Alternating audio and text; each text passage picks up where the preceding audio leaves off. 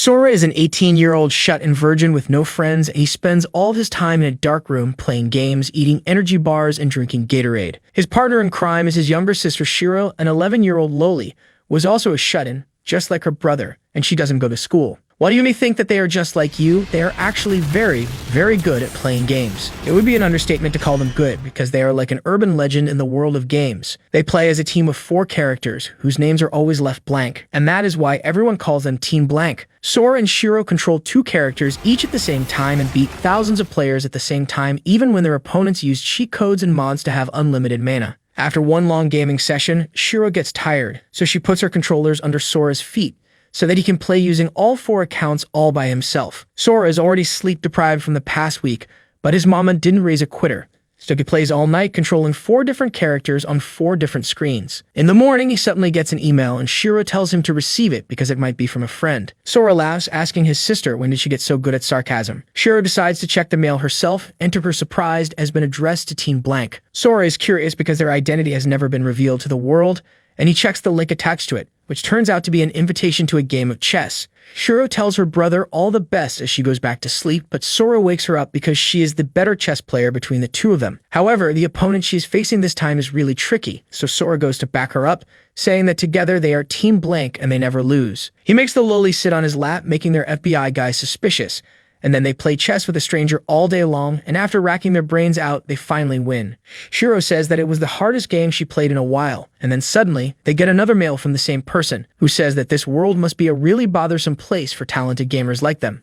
Sora agrees because if he thinks of life as a game, there are no rules or goals, and over 7 billion players are doing whatever the hell they want. A stranger asks them what they think of a world where the rules and goals are crystal clear, and Sora says that he will pray to Truck-kun to send them there. As soon as he types this response, all the screens in their room begin to glitch. Suddenly, 2 hands come out on one of the screens, telling Sora and Shiro that they were born in the wrong world, and he is going to take them to the place where they belong since Truck-kun is busy dealing with other insults right now. Suddenly, the roof of their room explodes and Sora and Shiro are thrown into outer space. They scream as they fall to a strange planet, and a boy accompanies them, welcoming them to his world. He tells them that this is the world of games called Disboard, where everything from people's lives to the boundaries of nations is decided through games. Shiro asks him who the hell he is, and the boy introduces himself as Tet, the god of this world. He then starts reciting the 10 rules of this world. First, there should be no sort of violence in the world. Second, all the conflicts are resolved through games. Third, both parties must bet something they agree is of equal value. And fourth,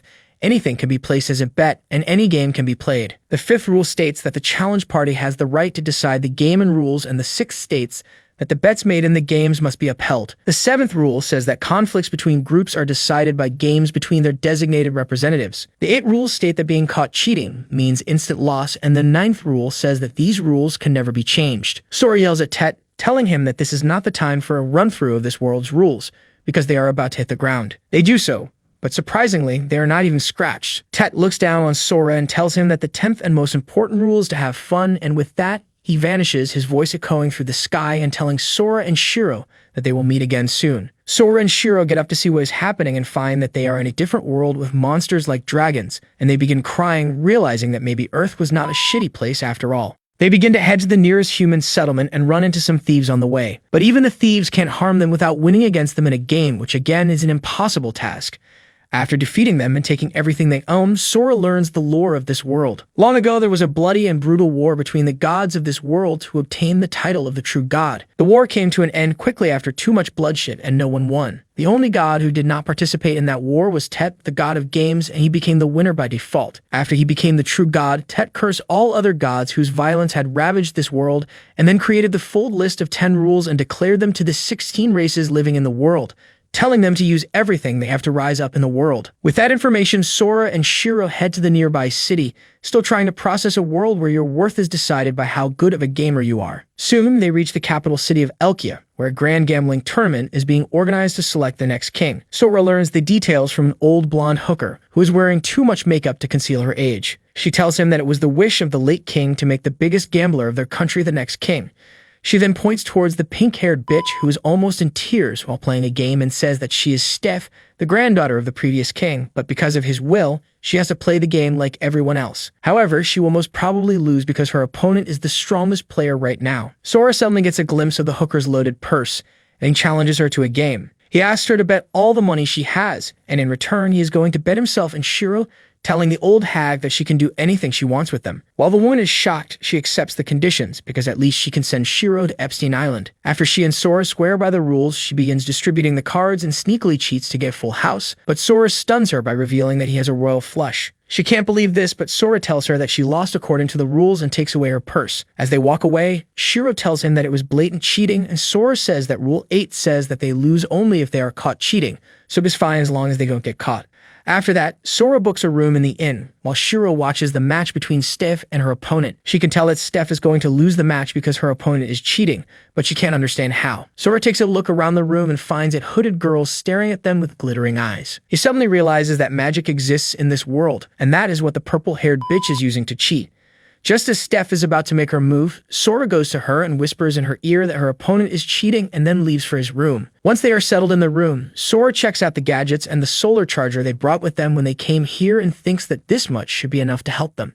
After that, both the siblings fall asleep, but in the middle of the night, someone knocks on the door. Sora goes to see who it is, and to his surprise is the pink-haired princess who has lost everything while gambling, and now she is just wearing a towel, asking Sora to let her in. Once he lets her into the room, Steph blames him for not telling her how her opponent was cheating, because then she could have won. However, she lost everything instead, and now she is never going to be the king. Well, like a true capitalist, Sora sees an opportunity in her suffering and begins to rile her up, saying that she was stupid and couldn't even figure out the trick, so she is not fit to be the king anymore. He begins driving her grandpa into the mix too, saying that Steph must have inherited the stupidity from the old fart who organized a gambling tournament to decide his successor. Steph is furious because no one gets away with slandering her grandpa. She tries hitting Sora, but he stops her and says that they can play a game if she wants revenge. He tells her that they will play rock, paper, scissors, and then he declares that he will play only paper. If he plays anything other than paper, he will lose, but if he defeats her doing that, the match will be considered a tie. After explaining the conditions, Sora explains the wager. He says that if Steph wins, he will do whatever she says, and if he wins, she will have to do whatever he says. In case of a tie, he will give her a hint, and she will owe him a favor, signaling in his purse. Steph thinks that he just wants money if they draw, so she takes up the challenge without any hesitation. She overthinks what move she should play, and in the end goes with scissors, but Sora uses rock, and according to the rules they set, it is a tie. Steph is dejected, but she tells Sora that she will give him a place to live. However, he reminds her that he never said he wanted a place to live or money, but just that he wanted a favor. Steph realizes that she got played, and then Sora stretches to reveal his true desire. He commands Steph to fall in love with him, stunning her and Shiro. Sora proudly explains his plan to his sister, saying that since the rules of the game are absolute, she will have to obey them and fall for him. Once that happens, he can get any amount of money from her. Shiro tells him that he could just say that Steph belongs to him now, and he would get everything he wanted without any emotional baggage. She is disappointed in him because he got carried away in his feelings, and Sora suddenly realizes that being an incel all his life made the fear that he will never get a girlfriend take over the rational part of his brain. He begins banging his head against the wall, and then Shiro calls him a traitor because he said that she was the only girl he ever wanted in his life. Sora immediately begs for forgiveness because he doesn't have any Sweet Home Alabama kinks, and neither does he plan to get the FBI after him. As Sora twerks while apologizing to his sister, Steph throws a tantrum because she can't accept that she is going to fall in love with this loser because of the bet. However, as she sees Sora, the power of the rules makes him appear super attractive to her, and she can't refuse any request he makes. Shiro decides to accept the third wheel in her relationship with Sora and kicks him towards her so that he can graduate from being a virgin. Steph panics and kicks him out of the room, but then suddenly, both Sora and Shiro start glitching. They tremble like their mom's favorite toy and begin calling for each other because they stop functioning normally when they are not together. When Steph opens the door, they turn normal and run towards each other, further confusing her. Anyway, she fulfills Sora's request and takes him and Shiro to her palace, where they tell her that they are from another world. She explains to him the state of the world and humans. There are 16 intelligent races in this world, with the old gods that Tet defeated being the strongest and humans being the weakest of the group. The ranking is decided by their ability to use magic, and since humans can't use magic, they are dead last. Not only that, the kingdom of Elkia is the only human territory because all other kingdoms were conquered by other races through various games. Sora realizes that the reason Steph couldn't tell that her opponent was cheating yesterday was because she couldn't even see her magic. He decides to learn more about this world before starting his work here, but all the books here are in another language. Sora says that he will have to learn the language, but then Shiro tells him that she has finished learning the language just by reading one book. Sora praises her, calling her a genius, and Steph can't believe that a girl like Shiro could learn the language just by reading. She thinks that if Shiro and Sora are as skilled as they boast to be, they might be the hope to save Elkia and all of humanity. She then tells them that her grandpa bet their territories many times to win against other species, but he always lost, and that is why everyone calls him the Foolish King. She says that he believed in the potential of humanity and always said that they can win without having magic. This is why she wants to become the queen and prove him right. However, there doesn't seem to be any time for that because the purple-haired bitch has defeated all the contestants in the gambling tournament, and she is about to be crowned the winner. As she is heading to the crown room with the ministers, Sora and others come to see her. The girl named Karemi taunts Steph because she is wearing rags now and tells her that she can have her clothes back if she needs them. She then drops the dress on the ground and taunts her, calling her grandpa a foolish king, and asks her not to make the same mistakes as him. However, Sora comes to back Steph up and gives the dress back to Kurumi, telling her that she won it in a game, so she has to keep it till he gets it back. Kurumi doesn't pay him any mind and goes to the crown room, but Sora tells Steph and Shiro to follow him because they are going to take the crown from the vain girl and then prove that Steph's grandpa was not a fool. He crashes the coronation ceremony and says that he objects to Kurumi becoming the new queen. Everyone is shocked as Sora heads to the altar and Kurumi calls Steph a sore loser for sending her servant to challenge her because she already lost. Sora doesn't let Kurumi's taunts get to Steph and then tells everyone that they should not trust this girl because she was cheating with the help of another species. Everyone is confused, but then Steph goes into the crowd and pulls off the hood from one girl's head, revealing that she is actually an elf. Everyone is shocked and thinks that Kurumi was getting help from the elf to win the games, but Kurumi decides to act like she has never met the elf in her life. She tells Sora that if he thinks that the elf girl is the reason she won all the matches, he can send her out of the room and challenge her to a game. The elf runs away with that, and then Kurumi tells Sora that since she is being challenged, she will decide the game they will play. She says that it will be a game where cheating is impossible, and then tells Sora that she will call for him once she has decided the place and the rules. After that, Sora explains to Steph that they spotted Kurumi cheating using magic at the inn itself. He says that the gambling tournament to decide the new king has more plot holes than his underwear.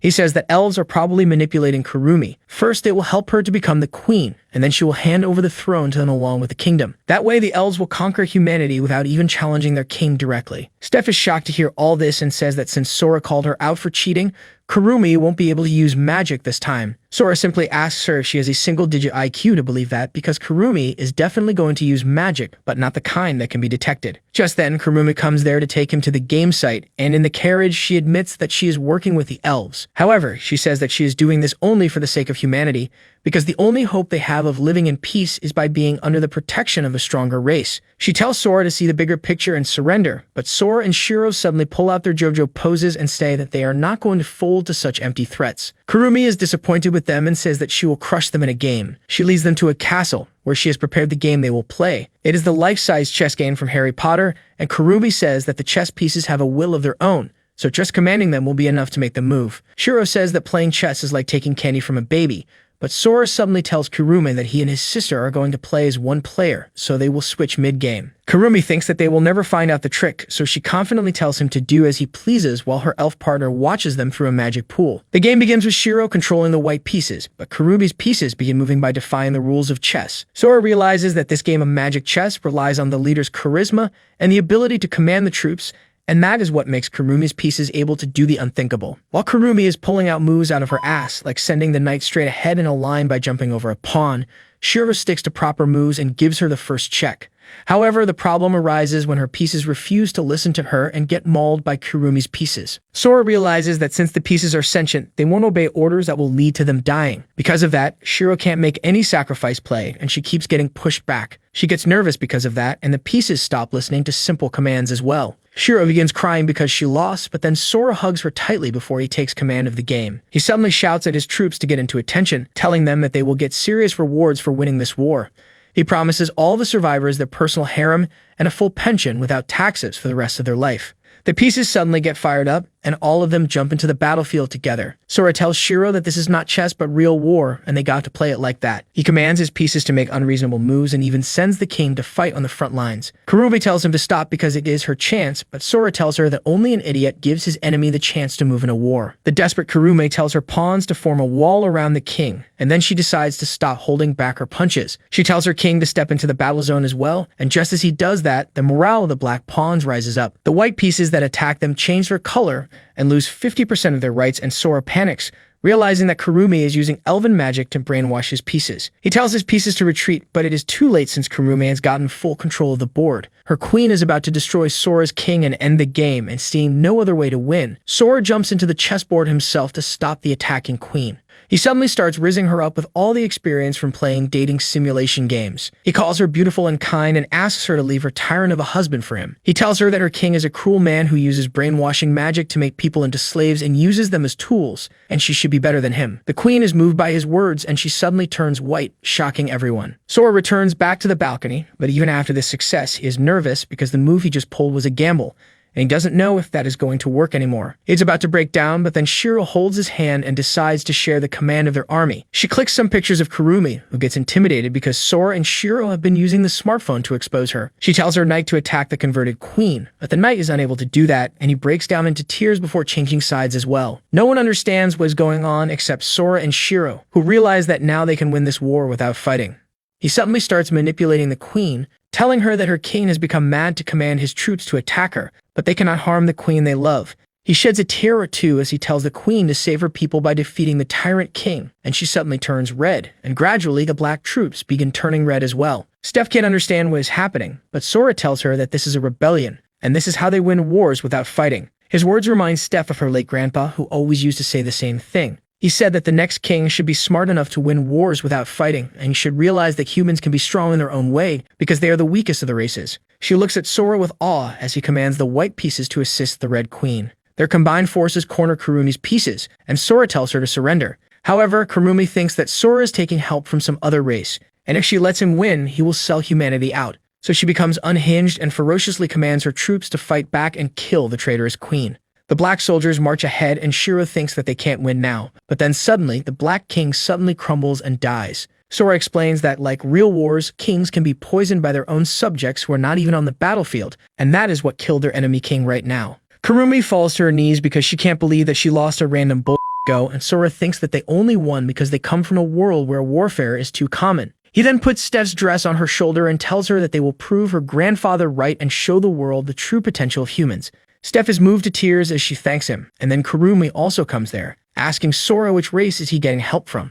Sora replies that it was just him and Shiro who defeated her, and Kurumi refuses to believe him. Sora tells her that the idea of living under elves was not bad, and then removes her veil as he tells her that he only opposed her because she was undermining the power of humanity. Kurumi suddenly starts crying like a baby on hearing this and says that she was never underestimating anyone and she worked really hard to get help from the elves. Sora panics on seeing this, and then Shiro taunts him, saying that he made a girl cry even though he's a virgin.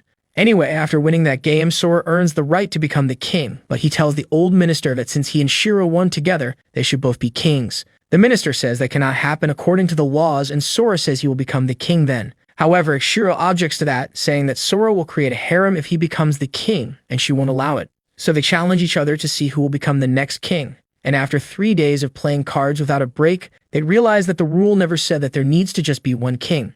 They both get crowned the king, and then make Steph dress in a skimpy-made outfit to live out their fetishes. They get busy playing games immediately, but Steph stops them and says that they need to get to work because she has heard rumors about the ministers secretly dealing with other races. Sora has a very simple solution to that, and he assembles all the ministers and challenges them to a game of rock, paper, scissors, with the condition that the loser can't lie while making the reports. They receive reports from all the ministers and teach them about modern agriculture and capitalism to improve their economy. After that, they go to address the people of Elkia as their new kings and tell them that humanity has always been on the losing side in this world because they are weak and don't have any magic. However, before violence was banned, they were equal to any other race on this world and had control over the entire continent. Sora says that this was not because humans are a species that specialize in violence, but because they polished their intelligence while other species polished their strength. That intelligence helped them survive and thrive, but after war was banned by Tet, the stronger species also began working on their wisdom, and since humans no longer monopolized that, they were defeated again and again. The people hang their heads down on hearing this, but then Sora says that there is no need for that. He proudly declares that humans are the weakest of species, and since they are born with nothing, they have the potential to become anything.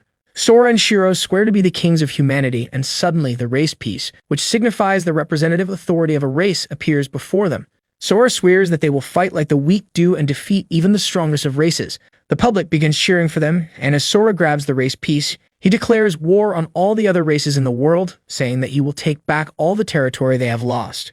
Steph panics on hearing this, and she goes to complain to Sora that he declared war on the entire world, but he tells her to use her head a bit more. He explains that since they defeated Kurumi, who is backed by the elves, the other races will think that they have the support of even more powerful allies, and until they figure out who it is, no one will dare to attack them. After that, Sora and Shiro go to the royal chamber and read about other races, especially angelic beings called Flugel that are basically librarians who live very, very long.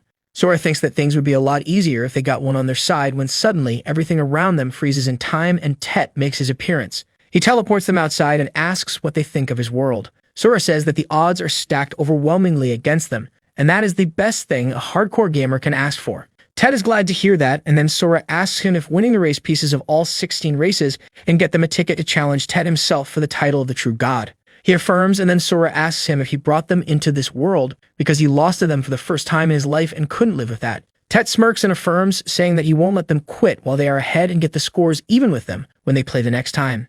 He flies off with that, and the world suddenly returns to normal. Coincidentally, Steph could move while time was frozen, and she saw Tet talking to Sora and Shiro and saying that he lost the game. She freaks out and asks Sora what that was, but he tells her to get them down from the rooftop first. Soon after that, Sora gives all the royal work to Steph and gets busy playing games with Shiro. Steph is fed up with that, and she decides to barge into the small room the siblings have rented to play games in peace. They squirm like cockroaches after being hit by the bug-killing spray when the sunlight disturbs their sleep, and Steph tells them to get back to work. Sora and Shiro declare that Team Blank never does any work, no matter the world, and Steph decides to challenge Sora to a game. He accepts the challenge and even lets her decide the game, but before that, he asks what is on the line. Steph says that if she wins, Sora will have to become a decent person, and he panics, thinking that the 10 rules are absolute, and if he indeed loses, he will be forced to become a decent person. However, the game Steph chose is blackjack, and Sora is not even interested in playing against her now. Steph lets him ride his high horse because she's been practicing a cheat shuffle for the past month, and using it, she wins games consecutively in a row. Sora is not even fazed by that, and in the last round, he goes all in and wins all the chips that Steph had. She is devastated that she lost and asks how she could lose. Sora tells her that he could see her cheating even with his eyes closed, but that only helped him since it made it easier for him to count cards and find the correct point to win. Steph is disheartened, and she begins to leave to do some work because the reformative policies that Sora and Shiro have applied are facing opposition from some nobles, and she has to deal with them. Sora decides to help her out this time, and he goes to the palace and defeats the nobles quickly, taking away their title and every last bit of their wealth. They run away without even their clothes, and Steph says that Sora's method was so crude. She sighs, saying that she worked really hard to keep the opposition under control peacefully. She explains the diplomatic approach she was taking, which causes Shiro and Sora to freeze in shock as they realize that Steph is not their enemy's version of Sakura. She tells them to stop underestimating her because she graduated at the top of her academy and has lots of influential friends, and that hits Sora and Shiro right where it hurts because they never went to school and don't have any friends either.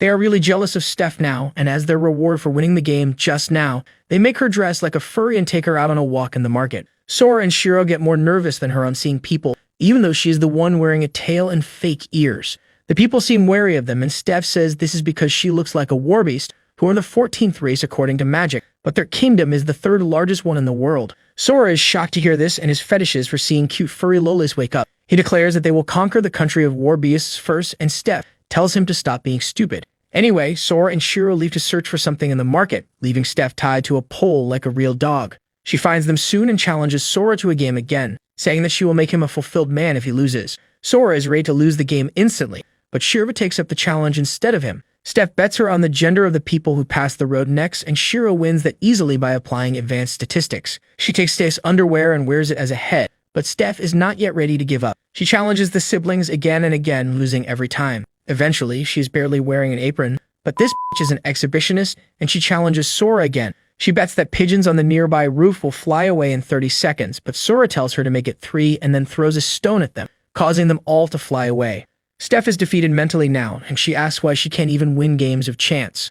Sora tells her that there is nothing like a game of luck, and information can turn the tides of any game. However, that is what's bugging them right now, because they don't have enough information on the kingdom of furries to invade them. He says that they have only found that the warbeasts have powerful bodies, sharp senses, and a 6th sense that allows them to read minds, and there is no mention of any weakness in any book in the palace. There are no libraries in the city as well, and their trip here has been fruitless. Steph suddenly realizes that Sora and Shiro were trying to gather information to win against other races all this time. She blames herself for not thinking like them, but then Sora and Shiro praise her for holding the kingdom together on her own in their absence. Suddenly, in the shadow, a huge object covers the entire city, and everyone looks up to see a floating object above them. Sora and Shiro are awestruck to see it, and Steph explains that this is the city of the Phantasma, who are ranked second among all the races, and the being called Flugel live among them because they were created by the Phantasma. Sora wants to fight against them badly and wishes that they had the knowledge of the angelic beings called Flugel with them. Steph suddenly tells him that there is a Flugel not far away from the city. She explains that the winged woman came to the library one day and challenged her grandpa, who bet the library and lost it.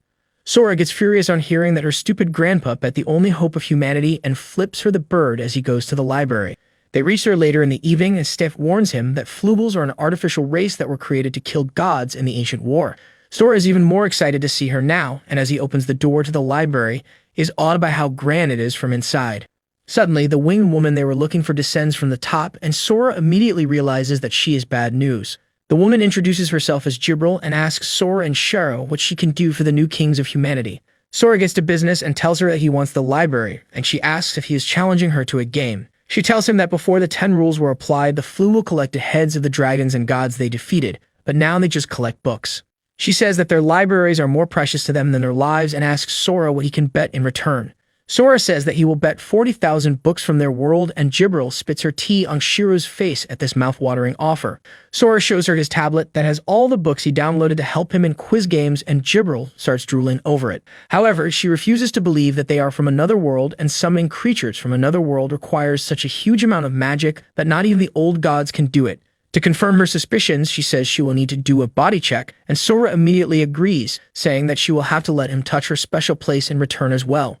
Jibril has no issues with that, but Sora's happiness vanishes when he learns that Flugels are the most sensitive in their wings. Anyway, he makes her dam overflow just by rubbing her wings, and then Jibril checks his chest to confirm if he has any magic or spirit circuits inside. She concludes that he doesn't have the spirit circuits that all creatures in this world have, which means they are something completely unknown, and she loves the unknown. She accepts that Sora and Shiro are not from this world and gets ready to take their challenge. Jibril says that her library is not equal to the 40,000 books they have, so she bets everything she owns in the game. Sora is glad to hear that, and he gladly accepts her bet. Jibril then takes everyone down to the basement of the library and explains the game they will play on the game. It is a game called Shiratori, in which players have to say a word that begins with the last letter of the previous word. They can't repeat a word, and failing to say anything within 30 seconds counts as a loss. However, the game is going to be more intense than that. Jibril says that they will play Materialization Shiratori. If they name something that exists in the room, it will vanish. And if they name something that doesn't exist, it will appear. As polls are not allowed, and once the game is over, everything will return to normal, so they have nothing to worry about. Sora and Shiro accept the challenge, and Jibril tells them to prepare to die. She gives them the chance to go first, and Sora immediately summons a hydrogen bomb on them. Luckily, Jibril uses the highest level sealing spell to stop it from destroying everyone. She tells Sora that she won't let him end the game so quickly, and they keep going back and forth, bringing things into existence and taking them away one by one, including the girl's clothes. They play the game all night long, and Sora sneakily removes the planet's mantle and crust while Jibril is playing normal moves. He then finally decides to end the game and runs to the top of the library before naming lithosphere as the next thing, completely erasing the part between the planet's core and surface. Everyone begins to fall into it, and Jibril counterattacks by removing some nodes from their bodies, and then Sora removes oxygen from the air. Jibril can't breathe, so she thinks the air is gone, and she says air as her next word since she doesn't know what oxygen exactly is. However, this makes the air vanish, and she still can't breathe. On the other hand, Sora and Shiro circulate air within their bodies through their mouths, and for their final word, they say atmosphere, removing everything around them. Jibril still tries to fight back, but she can't utter anything because of the vacuum. However, she uses her magic to write a word and completes her round. Well, Sora had just the thing for her because he had written Coulomb's force on a piece of paper. Coulomb's force is the only thing that stops atoms from clashing together, and when it vanishes, everything will contract to one point and explode with such power that the entire solar system will vanish. Jibril realizes that she will die first because of the explosion, and that will mean her loss. She realizes that Sora had been playing chess while she was playing checkers and accepts her defeat. Soon, the explosion ravages the cosmos, and as Jibril loses, everything returns to normal. Steph begins to complain that Sora used her as a decoy for the monsters and then killed her in the end, but he pats her head, saying that they would not have won without her help. Just then, Jibril appears in front of them and tells Sora that everything she owns belongs to him now. He tells her that she can keep the library because they just want to read the books once, and on top of that, he says that she can read the books on their tablet as well. He reveals that it was Tet who called them into this world, and they plan to defeat him in a game, so they are not going to hesitate to make risky moves. Gibril suddenly sees greatness in Sora and kneels before him, swearing to serve him with everything he has got so that he can defeat everyone in this world. Sora then takes Gibril to the palace and asks her to tell him everything about the kingdom of furry girls. Gibril tells him that war beasts were divided into different clans for years, and they constantly fought until a shrine priestess called Miko ended the war in just half a century and united all the war beast clans, turning them into one of the strongest countries around. Sora doesn't care about that part and asks Gibril to tell him how to win against them so that he can conquer all the furries, but she tells him that she can't help him with that. She once challenged the War Beast Federation, but she lost. Not only that, even the elves with advanced magic have lost to the war beasts 4 times. To make things even worse, the war beasts put the condition to erase the memories of the people who lose so that the details about their games never get leaked out. Sora suddenly begins wondering if things are so bad. Why do the different races challenge the war beasts to lose to them and give them more territory? Gibril says that in the past 10 years, only one country has challenged the war beasts, and Steph tries scooting away from the room on hearing this. Sora asks her which country was stupid enough to do this, and Gibril says she will show it to him personally. She tells everyone to hold her tightly, and then uses magic to teleport them far away from the capital. They see a huge tower in the middle of nowhere, and Steph sheepishly says that this was once their palace, but then the war beasts won it and made the tower as their embassy. Sora and Shiro realize that it was Steph's stupid grandpa who challenged war beasts and lost half of humanity's territory.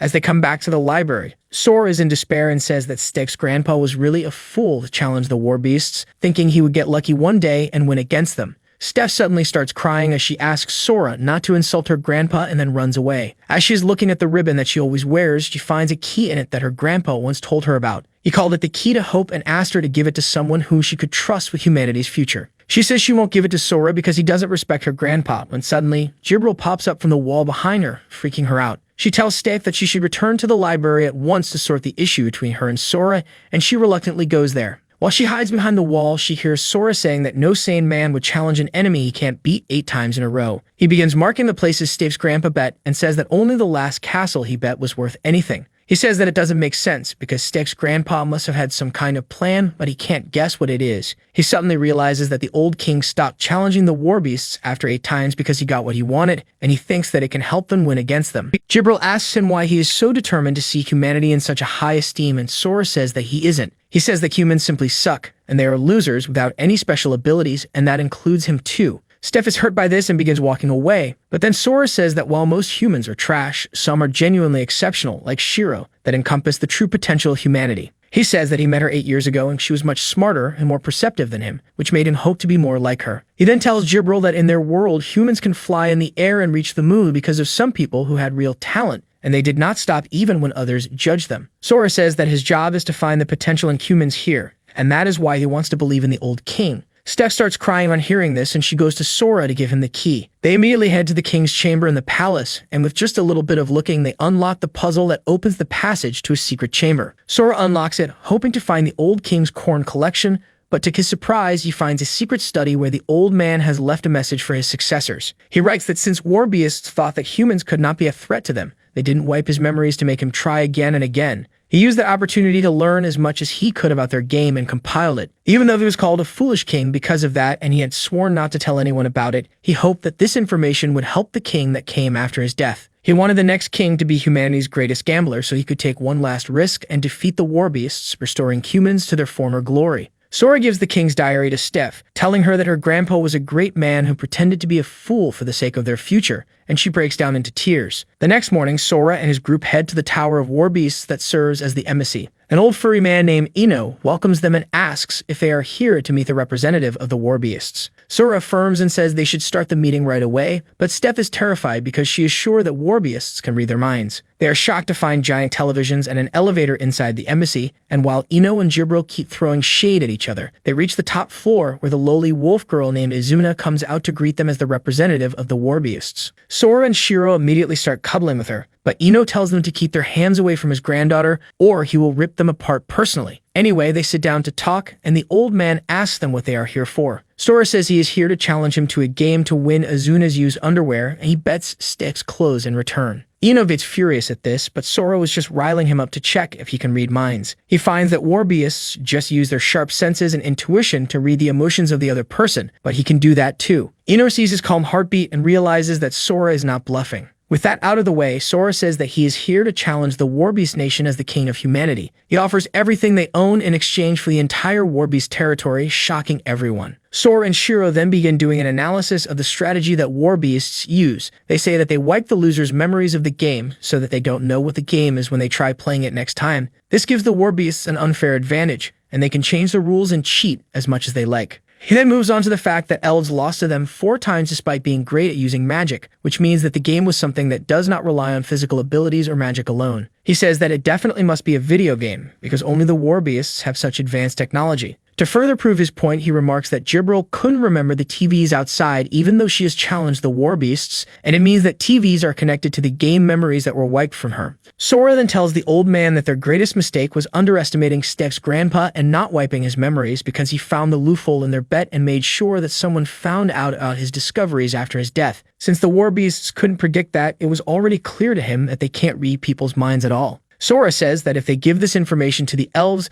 they will challenge the Warbeasts as many times as it takes to win. He says that if he wants to avoid that, he should accept playing a game with humans instead. He once again challenges Ino, betting the race piece if he loses. The old furry asks him to understand that losing a race piece means losing the rights as a species, and once that happens, humans will be treated as animals on whom the 10 rules don't apply. Sora and Shiro tell him that they are from another world, and there is no one in their world who is better at video games than them. They tell the furries to make their preparations and contact their big boss to get permission because they are going to lose everything this time. Ino is intimidated by their confidence, and then Sora says that he wants all of humanity to watch this game live since their fate is at stake, so they should arrange that too. Izuna grows furious and asks Sora and Shiro if they are challenging her. She tells them that they can't defeat her, but Shiro says that Team Blank never loses to anyone. Once they reach their palace, Steph yells at Sora, asking what the hell he was thinking. She asks how he's going to take responsibility if they lose, and he tells her that they will be screwed, so there will be nothing he can do. While Steph calls him reckless for betting the lives of 3 million people on a game, Jibril begins praising Sora for having the courage to take bold steps to conquer the world. However, Sora and Shiro just want to have fun playing games, so they don't understand why everyone is so emotional. Soon, the people turn against him and begin protesting outside the palace, but Sora doesn't pay them any mind because they are just losers who can't do anything but complain. It has been over a week since he challenged the Warbeasts, but there has been no response, so Sora decides to find the last piece that will help him secure victory. Suddenly, he feels that the one he was waiting for has come. The world starts glitching and Sora turns to Shiro,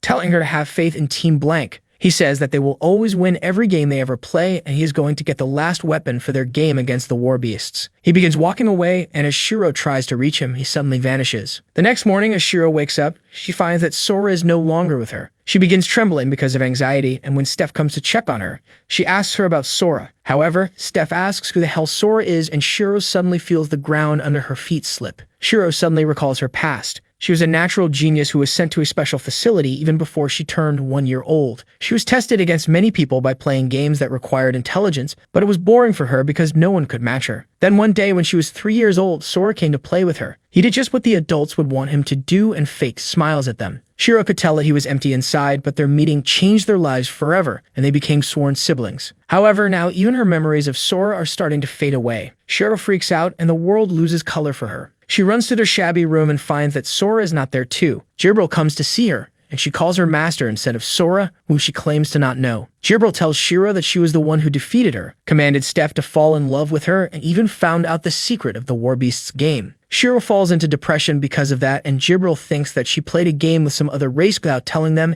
and got her memories manipulated. She challenges Shiro to a game, asking her to bet her fake memories and then lose on purpose. Shiro starts playing chess with her, wondering if her memories with Sora are really fake. She's about to lose the game on purpose, but then suddenly, she sees Sora in her memories telling her that Team Blank never loses. She wins the game with the next move, and suddenly color returns to the world. Shiro tells Jibril and Steph that Sora is real, and Jibril tries to make her believe otherwise. However, Steph suddenly supports Shiro because even though she has no memories of Sora, she has some feelings for him. She begins to reason with Jibril about what could have happened when Shiro checks the date. She finds that it is the 21st and the last time they saw Sora was on the 19th. Everyone's memories from the night of the 19th have been wiped clean, and Shiro says that this must be because Sora is playing a game and this is one of the rules he has to follow. She doesn't remember anything clearly except his last words in which he told her that they are one and they will always win. She suddenly hears Sora's voice in her head, asking her to hold him somewhere he can still feel alive. Shiro panics and begins thinking hard about Sora's final words, believing that they were a clue. She dives into her memories and figures out that Sora went to play a game with Kurumi's elf friend so that she can help them in the game against war beasts. The game he is playing with her is to steal each other's existence, and that is why no one remembers him anymore. Shiro falls unconscious, and in her dreams, she sees Sora challenging Kurumi and her elf girlfriend to a game of Othello, where each piece represents something about their existence. Once all the pieces are taken, the loser will cease to exist, but things will return to normal once the game ends. Sora told Kurumi that he wants her girlfriend to support them in the game if he wins, and he bet Shiro to go with her in case he lost. Kurumi accepted that challenge because she could not trust humanity's race piece in Sora's hands, and that was how the game started. As Shiro wakes up, she immediately tells Jibril and Steph about the game to steal each other's existence. She asks her to detect if there is any magic in the room, and she finds traces of magic but can't pinpoint their location. Luckily, Steph trips over some Othello pieces, and Shiro understands everything she needs to know. She figures out that even though all of Sora's memories have been erased from others, she still remembers him because they are playing as a team. She realizes that Sora let Kurumi take his memories to prove that he is not working with any other race, and now it is up to Shiro to win the game from the disadvantage and bring him back. She can't even see the board, but she knows where the pieces are and what the last 3 remaining pieces contain. They contain the way to win the game, Sora's absolute trust in her and her entire existence. She makes the winning moves, turning the game around. As soon as she does that, the fake reality around them shatters and Sora reappears before them. He tells Shiro that she can punch him for doing something so stupid, but she hugs him and apologizes for not coming to his rescue sooner. Sora comforts her, and then he hears the elf crying about Kurumi, who's still unconscious after losing the game. As for his victory reward, Sora decides that both the parties will keep a copy of their opponent's memories and regain their own. Kurumi comes to his senses with that, and then Sora makes his second demand to have full rights over the elf's memories. The elf is confused, but Kurumi trusts Sora after having seen his memories. With that, all 4 parties who had put their existences on the line in the game hug each other and begin crying because they were scared shitless while playing. After that, they sit down for a strategy meeting, and Sora says that they should start with introductions. Kurumi says that she can't introduce herself without talking about her partner first. The elf cutie introduces herself as Phil, and says that she would like to be friends with everyone here except the winged demon. Sora realizes that there is bad blood between them and then learns that during the ancient war, Jibril destroyed Phil's hometown after catching a stray attack that brought her to the ground. Sora judges her guilt and Jibril breaks down. He then asks Phil what they can do to make her forgive Jibril, and she replies that there isn't anything. However, Kurumi tells Phil that they need to work together with Jibril for Sora's plan to succeed and asks her to compromise a bit. Phil smiles and says that if the winged demoness will lick her feet and beg for forgiveness, she will work with her. Jibril doesn't want to do that, but Shiro and Sora order her to do so. She is forced to obey them, and after licking the elf's feet, she awakens a new kink. Suddenly, Steph gets up because she also wants an apology from Kurumi for cheating in the gambling tournament. Sora simply tells Steph to sit down since she lost because of a skill issue. Anyway, Kurumi explains that the elves basically keep humans as slaves, and technically she is Phil's slave, but the elf QB has never treated her like that. In truth, they are best friends with benefits, but after Phil's father passed away, she became the head of the family, and now their relationship is quite complex. Steph panics as she realizes that despite being a high-ranking elf noble, Phil is trying to help her slave, which can be counted as treason. While Phil says that her family and country can eat shit for all she cares, because she only wants Kurumi to stay happy. She says that Kurumi always starts crying when she is even a little bit upset, and before Phil can reveal any more secrets about her, Kurumi brings up the topic of fighting against the warbeasts. They come up with a strategy, and the next day they depart to the warbeast embassy, deliberately taking the route where the people are protesting against Sora's decision. No one can say anything when they see a flugel on top of his carriage, and Sora tells them to hurry and take him to the embassy so that he can meet with Izuna. They go to the embassy, and while they await the audience to fill the stadium to watch their game, Sora reminds Steph of the game they played in the city the other day and how he has not got his reward for that. He asks Jibril to cover them in a soundproof barrier as he tells the already nervous Steph that he's going to put a spell on her that will help them win the game. They go to the stadium where the warbeasts and humans have arrived to watch the match on the big screen. Izuna is representing the warbeasts, and everyone sits in pods that will link them to a computer using which they can play a virtual reality game. The old man Ino recites the rules of their challenge. He says that the rules of the game will be told once they enter the game, and if they want, the humans can quit after that, but their memories and the memories of all the humans in attendance will be taken away. Sora accepts the conditions, and then everyone squeers on the 10 rules. Suddenly, Izuna sees her mother's silhouette and gets nervous, and Sora notices it. He asks her when was the last time she had fun playing a game. She is taken aback by this. Sora and Shiro hold hands as Ino logs everyone into the game, but then suddenly, the old furry feels the presence of magic. He sees Kurumi and even notices Phil watching them from a distance. He realizes that they are here to see that the Warbeasts don't cheat and share some sort of information with the elves, but he is confident that they will win without the need of cheating. On the other hand, as Sora and his team are being sent to the game world, he tries giving everyone a pep talk, but just as they land in the virtual world, which is an exact copy of Tokyo, he freaks out. Both Sora and Shiro lose all their enthusiasm and become nervous messes because the real world is their kryptonite. They apologize to Steph because they can't do anything now and humanity is doomed.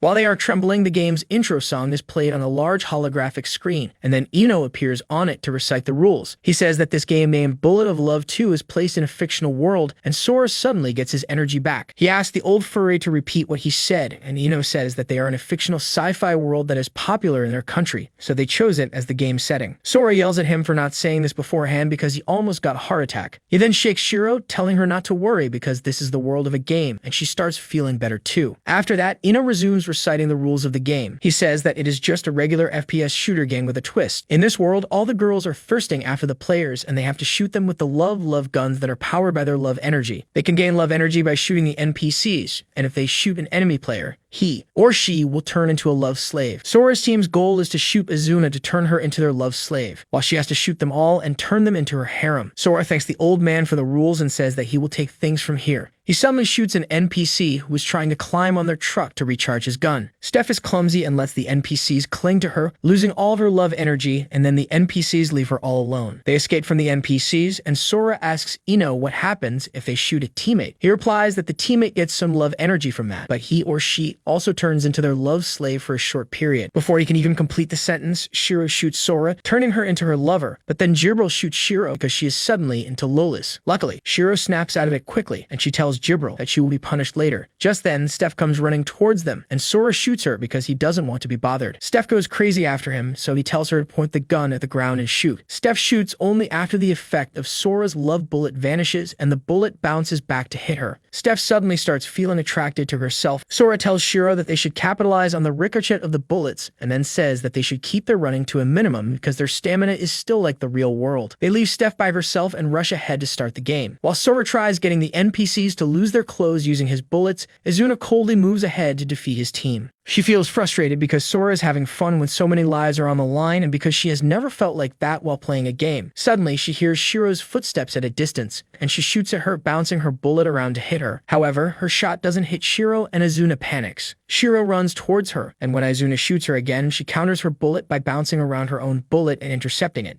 Azuna can't believe it, and then Shiro suddenly starts pushing her back. She dodges all of Azuna's bullets with ease and corners her with her well-placed shots. Azuna jumps out of the building to avoid her, but Jibril is there waiting for her. She tries shooting Azuna, who dodges her attack and throws a grenade to blind her. Jibril takes some damage from that and becomes unable to fly, and then Azuna shoots her. Suddenly, she sees a sniper shot coming towards her from a great distance. While she dodges the first one, she barely manages to shoot back the second shot at the last moment. She falls to the ground and runs away, and in the meantime, Sora has returned Jibril to his team as well. Sora, Shiro, and Jibril reunite to discuss their strategy, and Sora is sure that Azuna is cheating to know about their location and their moves in advance, but they can't prove that. He knows that the Warbeasts will say that this is their sixth sense, and they have to find a way to deal with it. Outside the game, Ino realizes that Sora and Shiro know this game more than them, but he knows how to win. He talks to Azuna at an ultra-low frequency, telling her Sora's location. Azuna jumps there and attacks them, but Sora somehow manages to hold her back. He escapes with his group, and by nightfall, they are completely on the defensive. Shiro is working on a solution to the problem while Sora and Jibril keep watch when suddenly the brainwashed Steph attacks them. Sora deletes her clothes, and then Jibril shoots her, turning her into a temporary slave. Shiro begins doing complex calculus to find a way to win, but she can't come up with an answer. She tells Sora that it is all up to him, and then suddenly leaps at him to shield him from enemy fire. Azuna attacks him just then, and even though Sora dodges her attacks, he finds that Shiro is on the enemy team now. She shoots him, but luckily, Jibril flies him away. Jibril can't understand why Shiro would sacrifice herself when she's obviously the better one, but Sora understands. He says that Shiro left the answer to her calculations blank, which means that the only way to win this game is to play as Team Blank and put everything they have on the line. He tells Jibril to fight Azuna to buy him some time, and she immediately flies off to challenge the furry loli. On the other side, Sora goes to challenge Shiro, but she corners him with no effort. Sora is exhausted because of running, but as he reaches the rooftop, he comes up with an idea. He runs straight towards Shiro as she shoots him, and doesn't even try to dodge a single shot. This shocks Shiro, as she was sure that he would dodge, so she spread out the bullets, but because of that, Sora was not hit. He hugs her and jumps from the rooftop, shooting her to return her to normal. However, Azuna was waiting for this chance too. She leaps after them to take them down at once, once, but Sora blinds her with a grenade, and then Shiro starts shooting at her. This shocks Azuma and Ino, because Shiro should not be able to move when she was just shot, but it turns out that Sora shot her underwear and not her. The truth is that she was never under Azuna's control, and she had countered her bullet by throwing a button at it. She acted to be her slave all this time, waiting for the right moment. Shiro and Azuna shoot each other, and their bullets bounce back, barely hitting Azuna. She suddenly gets fired up because of the thrill and unleashes the hidden power of the war beasts to give her physical abilities a massive boost. She concentrates her energy to use as a foothold to jump while free falling. Sora and Shiro are shocked, and then Azuna slams into them, sending them crashing to the ground. She moves faster than they can react or anticipate, and all they can do is run and dodge her attacks. Azuna corners them in a park, and Shiro is at a loss about what to do. Sora asks her to let him take care of things by bluffing his way out. He charges straight at Azuna, anticipating that she will shoot to his sides in case he tries dodging, and then she will shoot straight at him. He shoots back to counter her bullet, but Azuna shot him twice, and her reflected bullet goes towards Shiro at the same time. Sora is too late to realize this, and both he and Shiro get headshotted by Azuna. Once they are knocked out cold, she turns normal and begins celebrating her victory when suddenly a bullet hits her from behind, knocking her out. It was Steph, who shot it with her eyes closed and riding an NPC's back. She asks Sora if she did what he told her correctly and if she can open her eyes now. Sora and Shiro return to their senses, and they are happy that their gamble worked out. Ino can't understand how they did it, and Sora explains it to him. He says that earlier, when Shiro and Azuna's bullets bounced back mid-air, they timed it so that Shiro's bullet would hit Steph, who was being carried by an NPC. Before that, Shiro had already calculated the algorithm that controlled the NPC's path, and they lured Azuna to this spot on purpose. Even before the game began, Sora had used his reward from the games a few weeks ago to make Steph obey any order Shiro had written on the ground subconsciously without remembering it. That order, combined with the fact that NPCs don't make a sound while moving, and Steve's unconsciousness made it impossible for Azuna to notice her even with her sixth sense. Ino can't believe that someone can calculate this, and Sora asks if he is thinking that they have the ability to read the future. He reveals that he already knew that Ino was using his sharp senses to tell Azuna about their location, and they used that to lure them into a trap. Ino can't accept that, but he swallows the bitter defeat and declares that Elkia won, and the Warbeast Kingdom will give up all the land they have taken from them back. As the humans outside rejoice, Azuma gets back on her feet, feeling guilty that her country is going to suffer because of her loss. Sora and Shiro tell her to stop thinking too much about it because at least she had fun. She starts crying, but Sora and Shiro tell her that it is the first defeat that turns anyone into a true gamer. They stretch their hands towards her, and Azuna takes them, promising that she won't lose the next time. However, the game is far from over for Sora, and he decides to go to the capital of the Warbeasts next to deal with their ruler, the Foxwoman Shrine Princess. She welcomes Sora to her capital, even though she is not happy that not only did he defeat Azuna, but he also harmed the Warbeasts in more ways than one. He let the elves see the game and made the Warbeasts vulnerable to their next challenge, and if that was not enough, he even involved the Phantasma and the Flugels in the mix. Ino is shocked to hear this and asks how the hell they could even reach them, and Jibril says that she may not look it, but she's a big shot among the Flugels and has a lot of authority. The Fox Mommy is really furious at this, and she almost attacks Sora, saying that she will get revenge against humans. Sora accepts her challenge and tosses a coin towards her, saying that instead of playing any long-winded game, they should settle it with this simple toss. The mommy begins to laugh, saying that she can't believe that after her life's work has been almost ruined, she's going to decide her country's fate with a coin toss. Sora says that if he wins, he will take all of the Warbeast territory, and the mommy says that if she wins, the Warbeasts will get the right to govern themselves in the territory that Elkia has already won. Sora is surprised that she didn't ask for more, and the mommy says that she is more worried about her people now, because once the elves and Flugel come for them, they might lose anyway. Sora decides to toss the coin and asks the Fox Mommy to make the call. She unleashes her full power and calculates the exact number of rotations the coin will do before hitting the ground and how it will bounce after that. She finds that it will land on tails and picks that, but it lands in a gap between the tiles, standing straight instead. Sora tries acting like it was a coincidence, but Azuna laughs because she saw him pull back the tile. Sora says that since they both won, Elkia gets all the Warbeast territory, but they have the right to govern themselves, so they will form an alliance to work together. The Fox Mommy is impressed that he got what he always wanted, but she thinks that they are going to lose anyway once the elves come. Sora says that it will not happen, because he used the reward from the existence erasing game to alter Phil's memories, and she has given wrong info to the elves, so they won't win the game, and instead the human Warbeast alliance will take over their territory as well. With that, the Fox Mommy and Ino tell Sora that they were afraid that he would conquer their country and take their race peace, but Sora says he has no interest in that. He says that his goal is to defeat Tet, and it doesn't matter if he is a god or whatever, because Team Blank never loses.